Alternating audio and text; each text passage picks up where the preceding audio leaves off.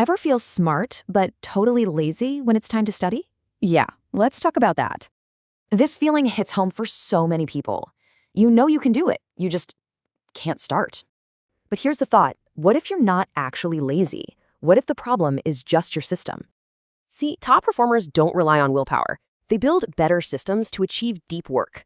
Cal Newport calls it deep work. It's that distraction-free zone where you actually get real learning done. It's the total opposite of shallow work. Like endlessly checking your phone for no reason. All right, so how do you do it? Let's build this system, and it all starts with your environment. The key is to eliminate your distraction cues. Put that phone away, out of sight, out of mind. Just make the good habits the most obvious choice in the room. Okay, your focus zone is ready. Now let's talk about the process of how you actually work. Ever heard of the Pomodoro technique? It breaks work into small, focused chunks. Super easy to start. And a pro tip, start with something easy. Those small wins build some serious momentum. And to make things actually stick, you've got to use spaced repetition. It's a total game changer.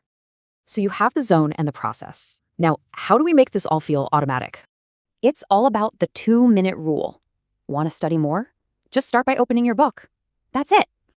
A habit tracker is awesome. Seriously, watching that chain grow is so satisfying and it keeps you going.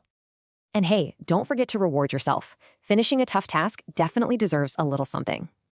So, does all this stuff really work? Well, a study on procrastination found something pretty surprising. Get this, just starting an assignment early didn't really lead to better grades. Wild, right? But starting early and getting feedback on that early work, now that was the secret sauce.